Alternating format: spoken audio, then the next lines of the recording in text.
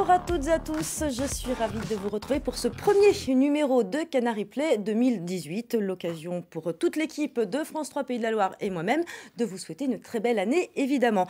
Une année qui a très bien commencé pour les Canaries puisqu'ils sont allés s'imposer à Senlis en Coupe de France pour les 32e de finale. Et pour résumer d'ailleurs cette victoire, M. Thomas 44 230 nous dit « Sérieux de A à Z, ça fait plaisir. On met des buts contre une équipe amateur, mais ce sont jamais des matchs faciles. » On va revenir bien évidemment sur cette rencontre avec nos trois invités du jour.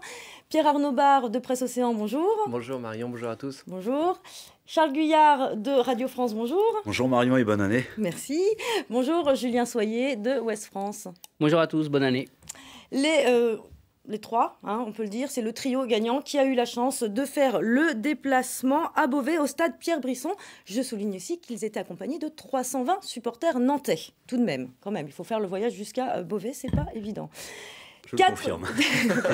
4 divisions séparent le FC Nantes de Senlis. Le FC Nantes s'est imposé 4-0. Pour vous, voilà, une victoire logique ?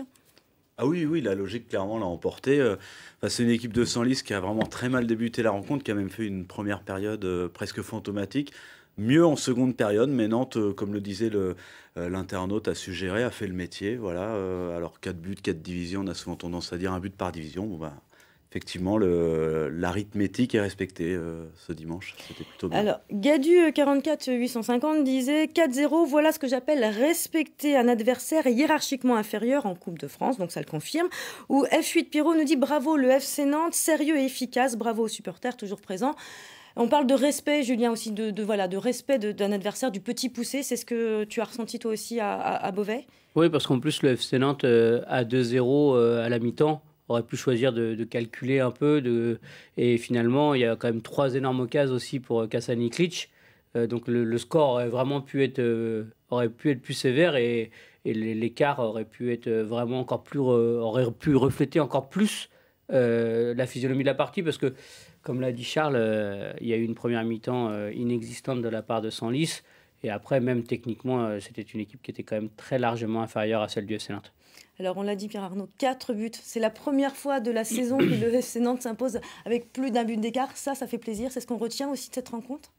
Je ne sais pas s'il faut retenir ça de la rencontre parce que, comme l'ont dit mes collègues, il y avait quand même un gros niveau d'écart entre les deux équipes.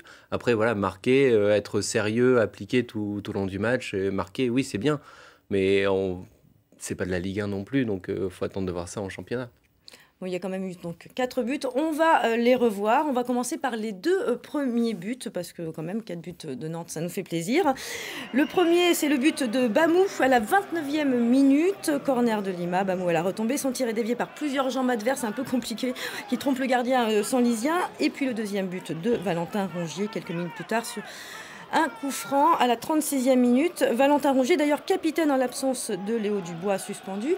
Je vous propose, voilà, on va finir de regarder les 2 premiers buts et puis on va également écouter l'interview de Valentin Rongier à la mi-temps. On s'y attendait un petit peu. C'est une équipe qui allait nous attendre et qui allait jouer en contre-attaque, donc il ne fallait pas se faire piéger. Maintenant, c'est loin d'être fini.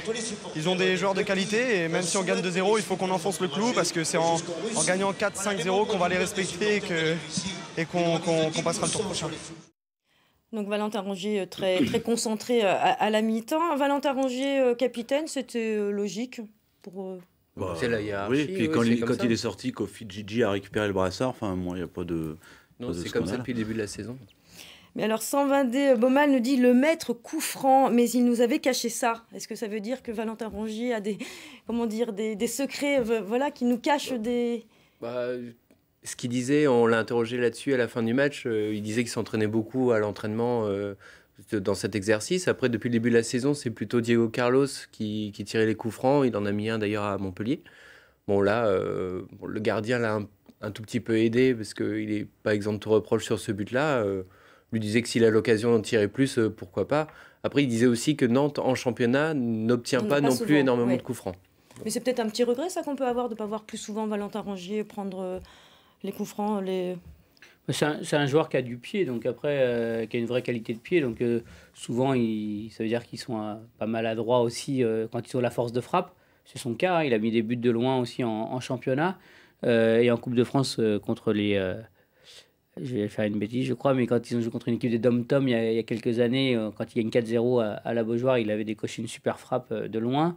Pareil Il marque des beaux buts en souvent. championnat, ouais. Mais beau. Oui.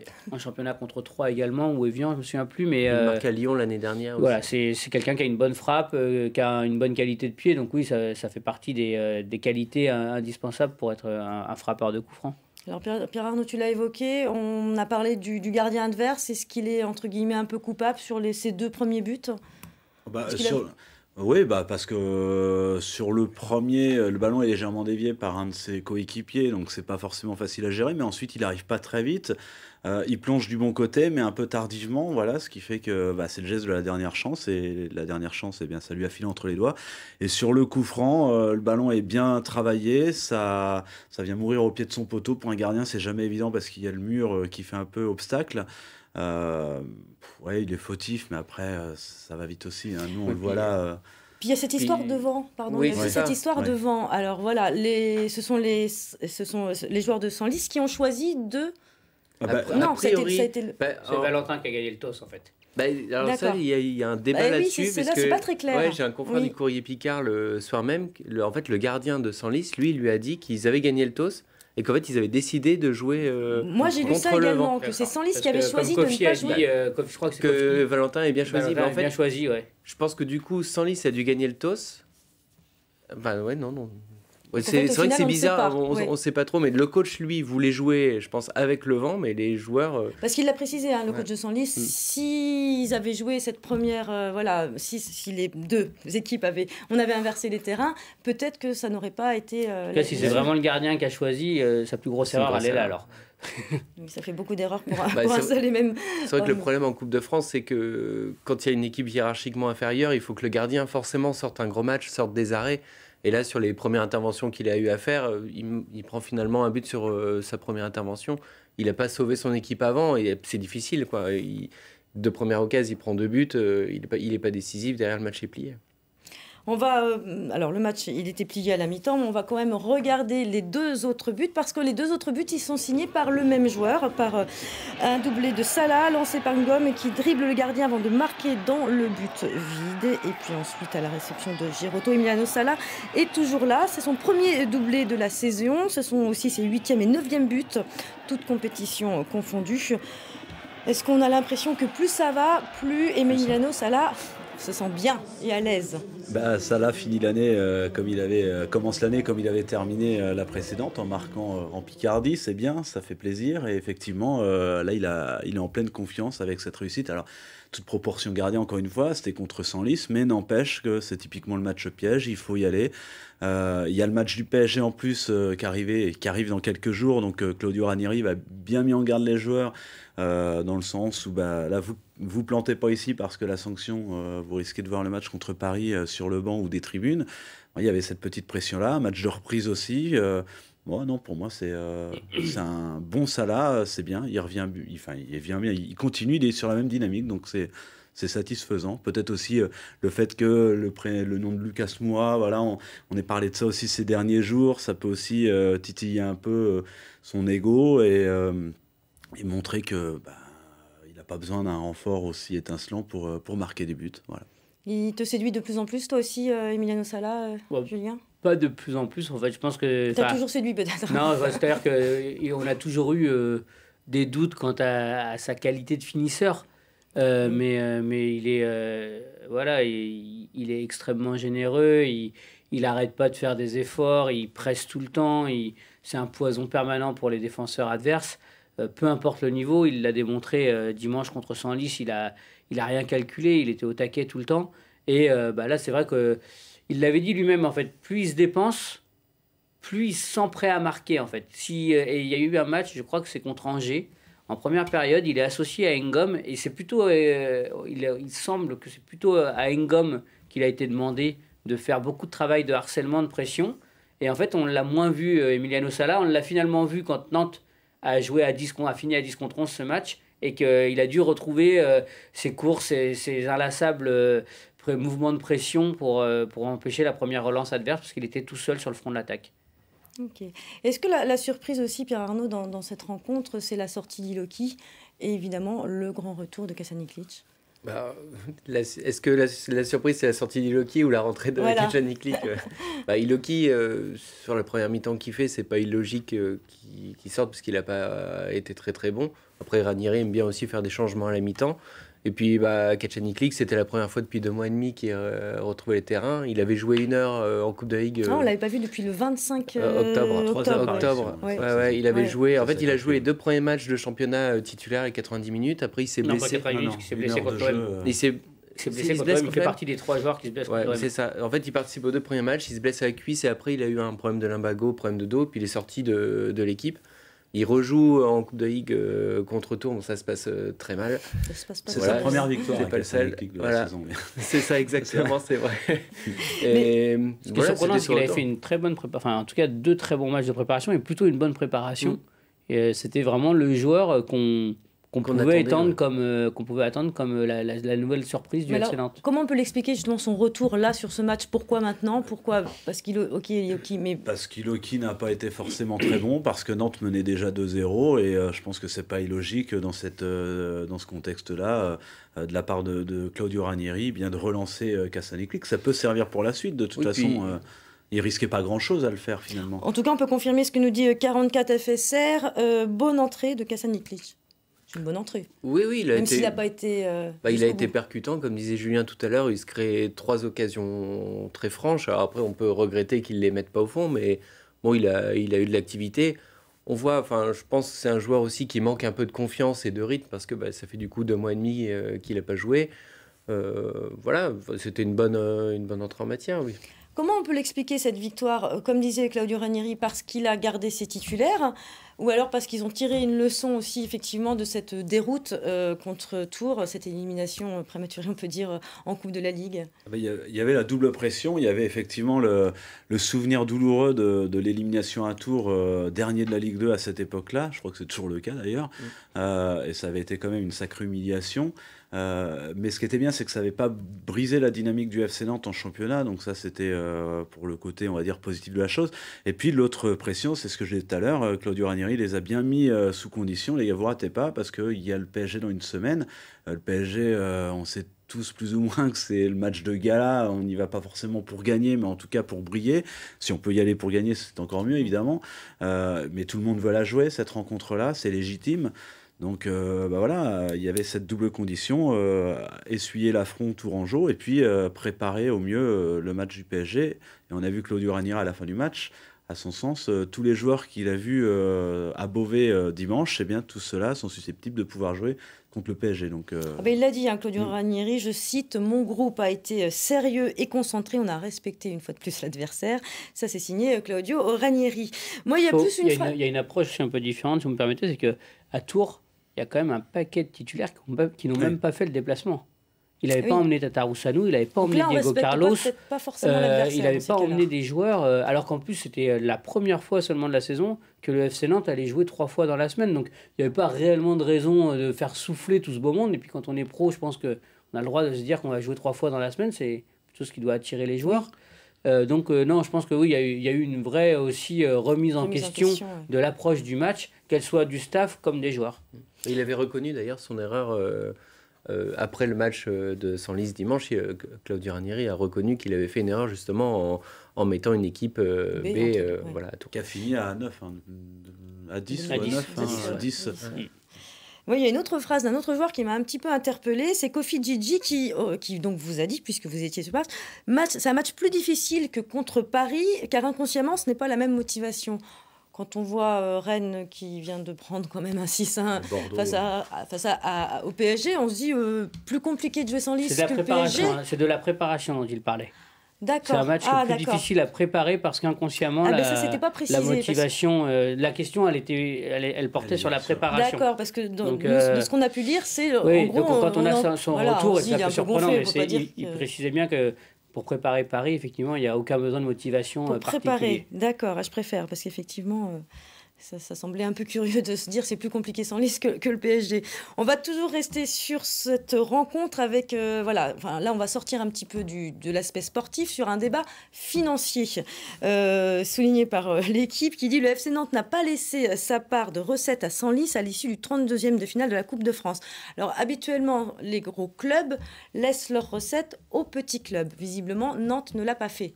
C'est pour une somme de 14 000 €. Pourquoi ? Alors, rendons à César ce qui appartient à César. C'est Ouest France et Presse Océan qui ont sorti l'affaire dès hier. Mais quoi qu'il en soit, pourquoi ne l'ont-ils pas fait ? Valdemar Kita s'est expliqué. Le déplacement a coûté très cher au FC Nantes. Alors, pour le commun des mortels, effectivement, c'est extrêmement cher. Pour un club dont le budget est à 45 millions d'euros... Ça semble pas beaucoup quand même, 14 000 €. Voilà, ça fait un peu étrenne en fait. Et je pense qu'ils auraient pu effectivement les laisser. Valdemar Kita précise que le déplacement des Nantais à Beauvais a coûté de l'ordre de 30 000 € pour la location d'un avion privé.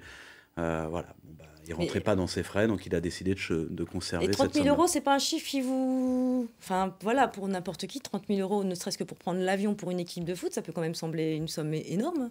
C'est un avion privé. Moi, j'ai pas l'occasion d'en louer souvent, à vrai dire. Ah bon mais je pense qu'on est dans ces eaux-là. Après, on sait que... Alors, la question, c'est fallait-il y aller en avion ou y aller en bus ? J'en sais rien. Après tout, les joueurs sont revenus d'Amiens en bus juste avant la trêve. Donc... mais là, c'était un incident de parcours. Ils auraient dû rentrer en avion. Là, franchement, je ne sais pas. Ça fait quand même pas très fair-play de la ça, part du FC Nantes. Dire, ouais. Ça fait un peu mesquin, mais on en a souvent parlé. Enfin, on en a parlé depuis dimanche avec Julien, et il avait une théorie à laquelle je souscris totalement. Enfin, si tu veux la développer, mais c'était selon laquelle. En fait, le problème, c'est que c'est un usage.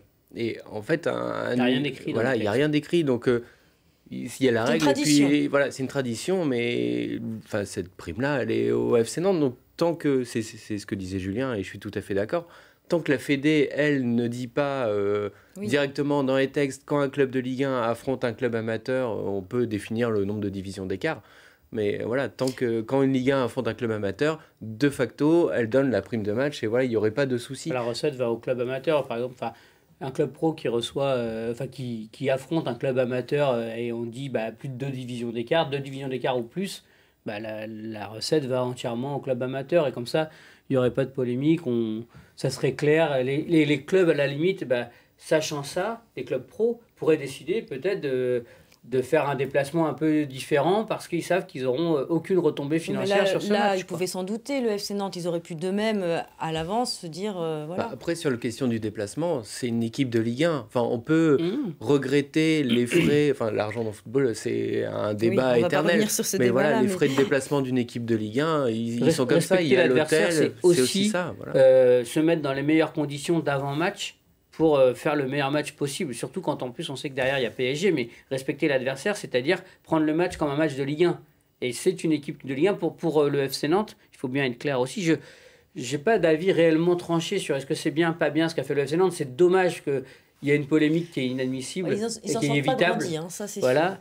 Mais ce qui est dommage, c'est que ce qu'il faut bien prendre en compte, c'est que pour le FC Nantes, c'est un match de Ligue, comme les autres. Oui. Les frais de déplacement, la préparation, et c'est ce qu'on demande aussi aux clubs de Ligue 1, de préparer les matchs contre les clubs amateurs de la manière la plus professionnelle possible pour les respecter. Donc, et pour info, c'est pas le seul club qui a fait ça. Lille a également joué au Mans devant 20 000 personnes et prend sa part aussi. Enfin, pour l'instant, oui, c'est ça. C'est bien de le souligner. Voilà, donc c'est pas le seul club à avoir fait ça. Pour finir sur le... À noter que Senlis cède sa part de recettes quand eux affrontent un club inférieur. Donc bon. Mais après, les frais sont pas. Le président de Senlis, on l'a vu, il est aussi dans son rôle. Lui, c'est le petit club. Il peut effectivement, pour lui, 14 000 € pour un budget de 280 000 à l'année, ce qu'il nous disait, c'est énorme. Mais il est aussi dans son rôle, lui, alerter les médias, alerter les gens. Ça met aussi la pression sur le FC Nantes pour dire les gars, vous êtes un peu mesquins, donnez-nous un peu d'argent. Enfin, une fois encore, moi, je pense que les clubs amateurs auraient quand même intérêt à s'élever à dénoncer ça, mais à s'élever avant tout contre la Fédé pour peut-être que la Fédé tranche sur ce point-là, mais aussi pour qu'elle arrête de mettre des matchs des 16e de finale ou des 8e de finale de Coupe de France, qui est une épreuve populaire où les amateurs peuvent briller en plein milieu de semaine, pour qu'elle arrête de vendre ses droits télé à des chaînes qui peuvent que diffuser partiellement, que les téléspectateurs ne peuvent voir que partiellement des matchs, il faut avoir payé je ne sais combien d'abonnements pour y avoir droit. Voilà, je pense que le premier combat des clubs amateurs et du foot, il est d'abord contre la Fédé par rapport à ces points-là. Et après, effectivement, faire en sorte que ce soit plus un usage, mais une règle pour qu'on arrête de débattre sur des trucs extra-sportifs. Ça sera peut-être un jour, Julien. Et puis, alors, pour terminer, pour clore le débat et en souriant, il paraît que Valdemar Kita a offert un très beau livre sur le FC Nantes au président de Senlis. Je suis sûre que ça va le consoler. On va finir la Coupe de France en parlant quand même de nos clubs régionaux qui se sont qualifiés pour ces 16e de finale. Je crois que Charles, tu avais envie de dire un petit mot sur les Herbiers. Non, mais je souligne la belle prestation des Herbiers qui va assez mal en championnat et en national. Ouais. Et pour le coup, voilà, c'est qualifié au bout du match, parce que ça s'est joué à la prolongation, à Angoulême, à l'extérieur, ce qui n'est jamais simple. Et bien, bravo aux Herbiers. Et puis, à l'image des Herbiers qui sont mal en championnat, on va dire la même chose pour Angers. Rapidement, on va juste voir les 2 buts inscrits par Lorient lors de la rencontre Angers-Lorient. Donc voilà, les Angevins, rien ne va plus, et en championnat, et en Coupe de France, ce qui avait été finaliste l'année dernière, une défaite logique. Il faut remettre aussi dans le contexte, c'est une équipe qui lutte pour sa survie en Ligue 1, qui joue contre une équipe de Lorient qui est quand même une bonne équipe, c'est pas une équipe de National 2 ou National 3, et c'est Angers aussi joue un quart de finale de Coupe de la Ligue demain, donc voilà, je pense que c'était pas forcément le match prioritaire pour Angers. Non. On l'avait vu avec le FC Nantes quand ils avaient affronté Nice en Coupe de France. Sur un 39e de finale, ils avaient perdu 2-0 sans donner l'impression de vraiment jouer le match, pour ensuite battre Nice en quart de finale de la Coupe de la Ligue 4-3 et aller jusqu'en demi, tomber sur le PSG. Mais voilà, c'est vrai que dans la situation d'Angers, peut-être ce match-là était le moins important de tous ceux qui arrivent dans l'année 2018. Oui, c'est ce qu'a précisé Stéphane Melun. Pareil pour la Coupe de la Ligue, mercredi, demain, contre Montpellier.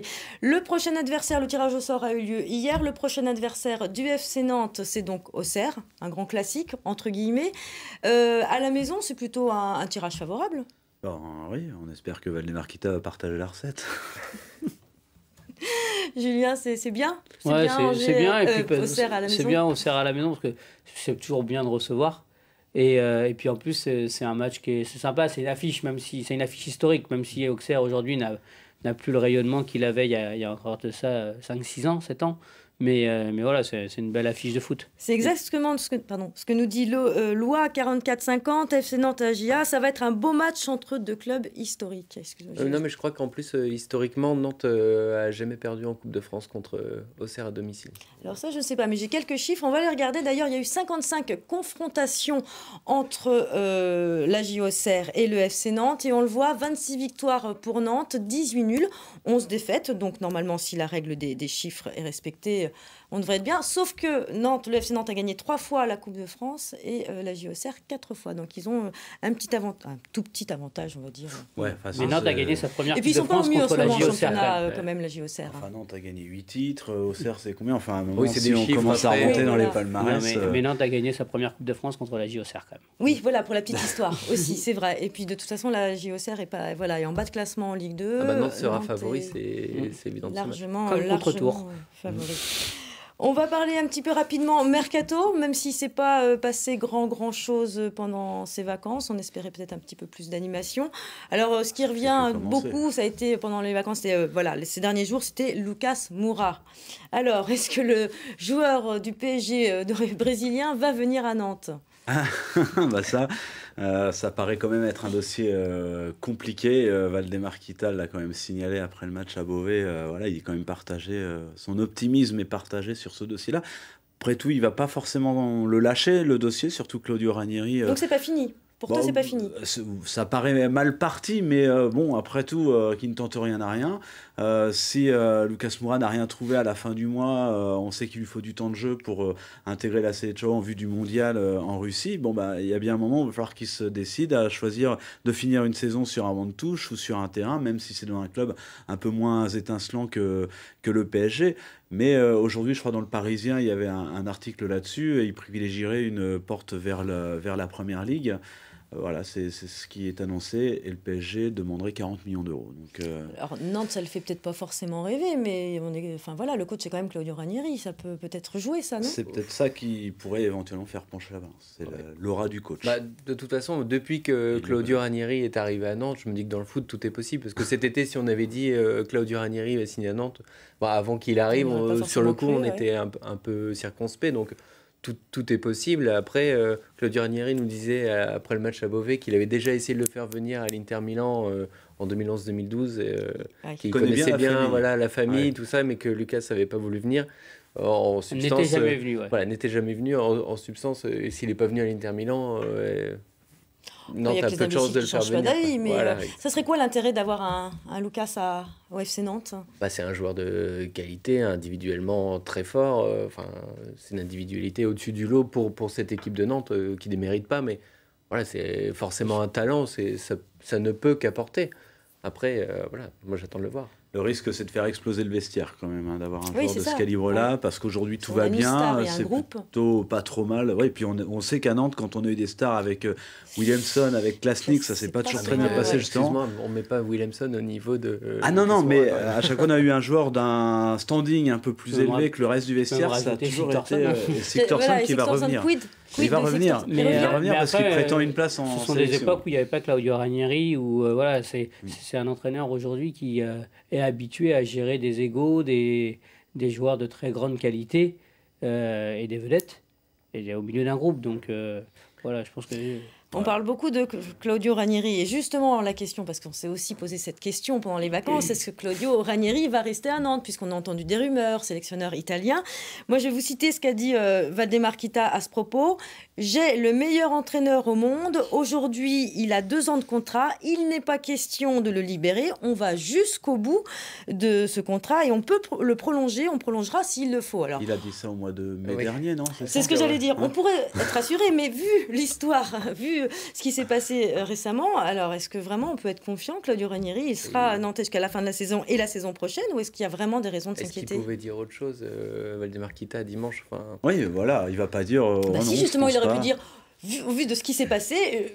De toute façon, il ne s'est rien passé pour l'instant. Oui, enfin, je veux dire, dans le passif du FC Nantes, mais sur l'avenir de Claudio Ranieri, ce sera, je crois, à la fin du mois de février que la sélection italienne, si tant est que la sélection italienne, elle intéresse Ranieri, ça c'est une évidence, mais à l'inverse, c'est peut-être pas forcément vrai. Il y a d'autres candidats.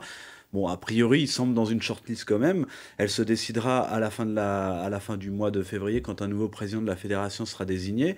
Ensuite, on sait bien maintenant que l'Italie n'a rien à jouer de fondamental avant le mois de septembre prochain. Donc, c'est vrai qu'il peut y avoir un accord qui puisse être conclu assez rapidement si Claudio Ranieri est amené à rejoindre la nationale. Mais il terminerait la saison, ce qui permettrait aussi aux Nantais de préparer la suite. Après, tout est possible. C'est le foot. T'es confiant, toi, Julien, Claudio Ranieri, la saison prochaine encore au FC Nantes? La saison prochaine, je ne sais pas. Effectivement, jusqu'à la fin de la saison, je ne le vois pas partir. Comme l'a dit Charles, il n'abandonnera pas le FC Nantes pour une sélection qui n'a rien à préparer actuellement. Donc, je pense qu'il y aura... Si jamais c'était Claudio Ranieri qui devait être sollicité fermement par la Fédé, il trouverait, et qu'il était intéressé, il continuerait à montrer son intérêt, il trouverait un terrain d'entente pour qu'il y ait un intérim jusqu'à la fin de la saison. Oui. Et après, il y aura des négociations, mais c'est assez prématuré aujourd'hui de se prononcer quant à la saison prochaine sur le futur entraîneur du FC Nantes. De toute façon, quand on a un coach comme Claudio Ranieri, il faut s'attendre à ce qu'il soit sollicité. Que ce soit par la sélection italienne ou par un club. On regarde ce qu'il fait en plus avec cette équipe. Voilà, c'est un entraîneur de renom. On peut imaginer, là on parle de la sélection italienne, on peut très bien imaginer qu'en fin de saison, il décide de partir pour la sélection, pour un autre club, ou même de partir parce que il a fini ses missions et il veut partir. Enfin, c'est le milieu du foot, les gens signent 2 ans, 3 ans. On était tellement habitués à FC Nantes d'avoir des entraîneurs qui restaient longtemps. Surtout, on était habitués à FC Nantes que ce ne soit pas les entraîneurs qui partent d'eux-mêmes. Là, aujourd'hui, depuis 2 ans, puis on a des une autre histoire. Qui sont un peu traumatisés par justement l'épisode contre Sessao. Donc là, dès qu'il y a l'entraîneur qui est sollicité, on dit, pour les supporters, c'est normal de dire laissez-les nous au moins une saison, quoi. Mais c'est le milieu du foot. On va se projeter à plus court terme. On va regarder les matchs à venir parce qu'il y en a forcément un qui, évidemment, nous intéresse fortement. Dimanche, 21h, l'affiche FCN-PSG. Après, le mercredi 17 janvier, Toulouse-FC Nantes. Et puis, le 20 janvier, FC Nantes-Bordeaux. Match à guichet fermé à la Beaujoire ce dimanche. On attend bien évidemment une grosse ambiance. Elle est possible, cette victoire nantaise, messieurs? Oui, surtout après la démonstration de Paris à Rennes. Mais la démonstration de Nantes à Senlis. Et voilà, donc ça va faire un match très prolifique au final. Ah ben on passe des deux extrêmes pour le FC Nantes, de Senlis au PSG. Mais peut-être pour Paris aussi, qui sait. Ça, je ne sais pas comment ils doivent le prendre là. Donc alors, une victoire possible? Tout est toujours possible. C'est comme pour moi, c'est comme un match de Coupe de France. On disait, Nantes a pris le match par le bon bout, a marqué rapidement, et voilà, et le match était plié à la mi-temps. Ça peut être la même chose, je le souhaite pas, mais ça peut être la même chose dimanche. Et à l'inverse, si le gardien sort des arrêts, si l'attaque parisienne bute, un but en contre-attaque, voilà, avec bouteille. Oui, exactement. Mais on espère quoi sur un match justement? C'est de pas se prendre un 6-1. C'est limiter la casse, mais sur ce genre de match, sortir la tête haut. Mais de toute façon, on n'a rien à perdre sur ce genre de match-là, si ce n'est, comme vous le dites, se prendre une valise. Après, mais tout est possible effectivement, parce que quand on se souvient du match aller au Parc des Princes, Nantes perd certes assez lourdement 4-1, mais justement c'était sévère. Parce que si on se remémore les buts encaissés au Parc des Princes, sur les 4 buts, il y en a 3, clairement, c'est des buts casquettes, quoi. Le centre-tir de Di Maria qui finit au fond des filets, la grosse faute de main de Tataruzanu sur la frappe de Pastore qui est à la base pas cadrée, qui finit au fond des buts. Et puis je crois le but de Cavani, c'est au sortir d'un jeu de flipper dans la surface de réparation. Non mais c'est pour vous dire que Nantes avait tenu la dragée haute aux Parisiens déjà une bonne grosse demi-heure. Ensuite, ça c'était, Paris avait appuyé sur l'accélérateur et c'était lancé. Mais n'empêche, les buts encaissés au Parc n'étaient pas si... c'était pas signe d'une démonstration, quoi. Ouais. Donc Nantes n'avait pas été complètement ridicule. Même s'il y a valise, pour moi, c'est pas une honte non plus. Paris en a mis 6 à Rennes.